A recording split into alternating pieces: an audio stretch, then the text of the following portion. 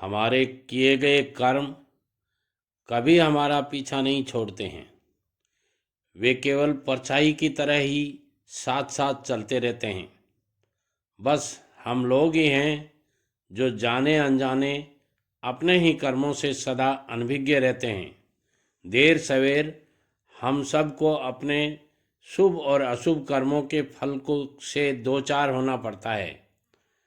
उनसे बचकर चाहे हम कहीं दूर देश चले जाएं अथवा किसी भी सुरक्षित कहे जाने वाले स्थान पर जाकर छिप जाएं, तो भी ऐसा नहीं हो सकता। जहाँ भी हम जाएंगे, हमारे कर्म फल का भोग हमारे साथी बनकर हमारे साथ साथ चलता रहेगा। इस विषय को स्पष्ट करती एक बोध कथा पर दृष्टि डालते हैं, जिसे कहीं पढ़ा था। उसमें लेखक का नाम नहीं लिखा हुआ था। कुछ संशोधन एवं परिवर्तन के साथ यहाँ सुना रहा हूँ आपको। किसी सेठ जी ने एक गलती के लिए अपने मैनेजर को इतना डांटा कि मैनेजर को मन ही मन बहुत गुस्सा आया।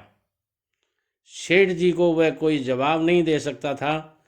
अब प्रश्न ये था कि वह अपनी भड़ास किस पर निकाले, अपना मन किस पर हल्का करे। वह सीधा अपने कर्मचारी के पास गया जो उसके अधीन कार्य करता था। उसने अपना सारा गुस्सा उस कर्मचारी पर निकाल दिया। अब वही प्रश्न फिर आकर खड़ा हो जाता है कि कर्मचारी अपना गुस्सा किस पर निकाले। ऑफिस से निकलते समय उस कर्मचारी ने अपनी कंपनी के गेट पर ड्यूटी कर रहे वॉचमैन पर गुस्सा उतारा और फिर अपने घर चला गया। वॉचमैन को उस व्यक्ति पर बहुत गुस्सा आया था, पर वह किस पर अपना गुस्सा उतारे। जब वह अपने घर गया तब बिना किसी कारण अपनी पत्नी को डांटने लगा। उसकी पत्नी उठी और उसने अपने बच्चे की पीठ पर दो चार धौल जमा दिए। उसे डांटते हुए कहा, तुम्हें सारा दिन टीवी देखने में लगे रहते हो और कोई काम नहीं है। इस अनावश्यक डांट फटकार से परेशान होकर बच्चा घर से क्रोध से निकला और सड़क पर सो रहे एक कुत्ते को पत्थर दे मारा। ध्यान से सुनिए। वह बेचारा कुत्ता हड़बड़ाकर भागा और सोचने लगा कि इसका मैंने क्या बिगाड़ा था। गुस्से में उस कुत्ते ने एक आदमी को काटा, और कुत्ते ने जिस आदमी को काटा, क्या आप जानते हैं वह कौन था? वह वही सेठ था जिसने अपने मैनेजर को डांटा था। वह सेठ जब तक जीवित रहा तब तक ये नहीं समझ पाया कि कुत्ते ने आखिर उसे क्यों काटा। हमें अब इस प्रश्न का पर विचार करना चाहिए कि आखिर वह बीज बोया किसने था। इस सारे विश्लेषण में यही बात समझ में आती है कि हमारे शुभ अथवा अशुभ कर्मों के फल कभी हमारा पीछा नहीं छोड़ते हैं। जाने अनजाने कितने ही लोग हमारे व्यवहार से परेशान होते हैं। हम कितने ही लोगों का अहित कर देते हैं जिसका हमें अनुमान भी नहीं होता। इसका कारण यही है कि हम सब अपनी ही धुन में मस्त रहते हैं। किसी दूसरे की खुशी और गम का हमें बिल्कुल भी अंदाज नहीं होता। किसके दिल को हम चोट पहुंचा सकते हैं, किसकी हानि कर रहे हैं, हम लोग कभी इसका आकलन ही नहीं करते।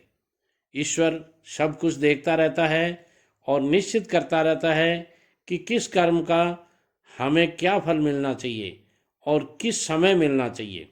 कई बार ऐसा लगता है कि किसी दूसरे की गलती का फल भी हमें मिल गया है। कभी हमें ऐसा भी लगता है कि दूसरे लोग बिना किसी कारण के हमें परेशान कर रहे हैं अथवा हमारा शोषण कर रहे हैं। उस समय हम लोग ईश्वर को दोष देने में नहीं चूकते हैं। उसे अन्यायी, अहंकारी, कठोर आदि की न जाने कौन कौन सी उपाधियां दे देते हैं।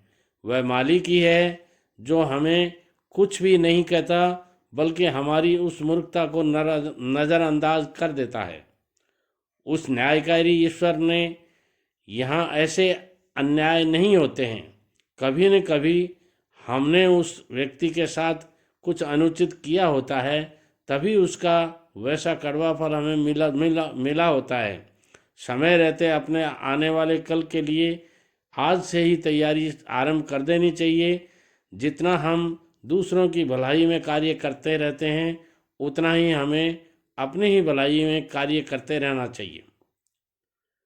आज की ये जानकारी आपको कैसी लगी?